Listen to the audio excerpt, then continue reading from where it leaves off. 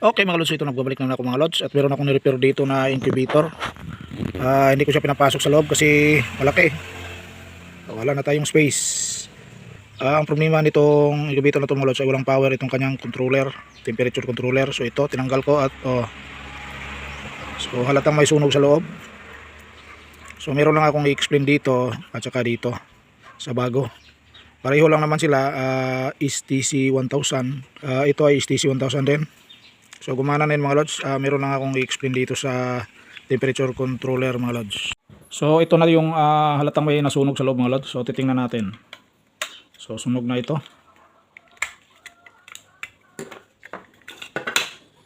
Yan. Sunog oh. Ito ay relay sa heating. Tapos ito sa cooling, hindi naman to ginamit. Sa heating lang susunog. Tapos ay wala na yung mga SMD na transistor, putok na, biak. Tapos putol ang mga linya. So nag spark dito, pumutok itong mga driver transistor sa relay. So fully electronic siya. Okay, so ito naman titingnan natin.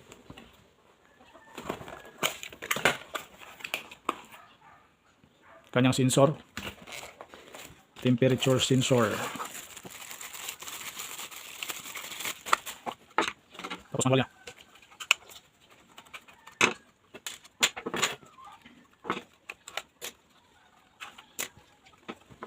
So ito ay medyo mabigat ito mga lods compare dito. Gaan lang oh. Tapos ito mabigat. Okay, so may kunting pagkakaiba ito. Bakit mabigat at bakit magaan yung isa? So tinanong ko yung may-ari mga lods kung ano yung ikakabit ko dito. Medyo mataas ba presyo or gaya lang din ba? Ito ay 100 plus lang to eh. So ang sabi niya mga lods, wag daw ako magpalit ng kapareho. Dapat ay iba na naman. So kapag may iba daw na design, ibang design. So ito nakita ko ito. Tingnan nyo lang to sa product diyan sa video ko mga lods. May product yan, nilagay ko lang to sa product. Sa Lapu-Lapu City lang to mga lods. So madali lang dumating kasi ay puro Cebu lang kami. Okay, ito. So may kaibahan di ba? So ang nagdadala ng bigat dito ay ito mga lods. So ano ba ito? Ito ay transformer. Meron kasing nakasulat dito primary at secondary. Ito primary niya ay 30 volts, secondary ay 10 volts. So meaning transformer. So itong lagayan ng papuntang outlet, ito, power supply, to 20 volts. Pumunta yan dito. Tapos ito yung out. Ito yung primary, ito yung secondary. So transformer siya mga lods. Samantalang ito, electronics. Tingnan nyo.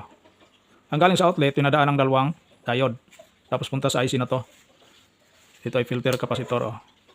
So fully electronic siya. Ang kanyang fuse, hindi pumutok ang kanyang fuse. Wala ng fuse na nilagay. Yung sa PCB na lang. Oh. So ito yung problema sa mga full electronics mga lods. Lalo na dito sa pag-step down ng 220 volts into lower voltage. So dyan talaga magka-problema. So ito. So kung ako ang tatanungin nyo mga lods, prepare ako dito. Kasi naka-transformer yung conversion niya from 220 to 10 volts or 12. Pero hindi ko lang masasabi kung ganun siya katibay kasi mayroon namang mga electronic parts. Oh. Hindi natin alam kung may bibigay dyan, masira din ito. Pero dito sa pag-convert, mas prepare ako nito. Okay, tapos pag nasira to, pwede naman kayo bumili ng transformer mga lods na nabibili. Na 220 ang input, tapos ay 12 ang output. Pwede yung center tap, pwede yung hindi center tap. Dalawa. Pag center tap, tatlo ang out. So pwede yun, i-wire nyo na lang. Okay, so naging dalawa to mga lods. Kasi ang sabi ng may-ari, pinsan ko lang may-ari dito mga lods, tapos mahilig sa panabong ng manok. Sabi niya, dalawahin mo na pag makabili ka. Kasi gawin ko yung spare. Kaya ay ito, ginamit ko sa video, yung isa nakakabit na. Ang bili ko nito ay, kasi ako pa yung bumili nito, tapos saka siya magbayad. 500 bawat isa. So 1,000. Tapos in-applyan ko ng voucher, nakuha ko siya sa 840 na lang.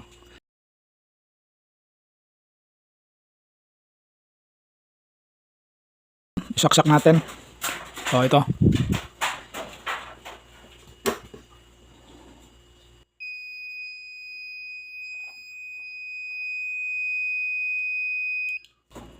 So sa unang saksak, error yan, EE. So pindot lang kayo dito ng kahit anong key. Dito. So mawawala yung tunog. Tapos ay check natin ang input voltage.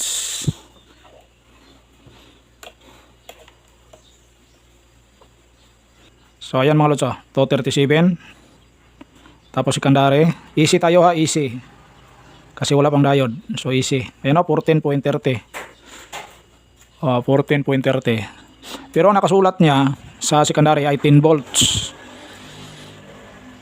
So pwede kayo pag nasira tong transformer mga lods, bili kayo ng transformer na 220 volts. Ang input tapos ang output ay 12 volts. Center tap or hindi center tap. Pwede lang. Ganito lang pagkabit to. Kabit nyo dito sa primary, kabit nyo dito sa secondary. Ito yung nakatatak sa body ng transformer mga lods. So dito tayo sa secondary 10 volts ang nakatatak.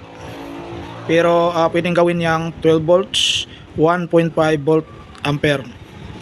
So dapat ay hindi bababa dyan.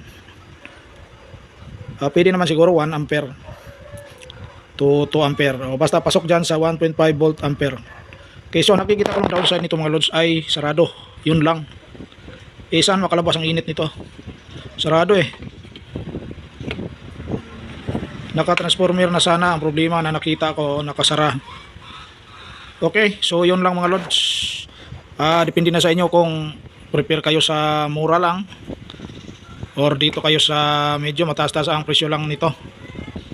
Depende sa location natin. So 500 each. So kayo na bahala mga lods. Kayo na humusga. So till my next video. Bye bye.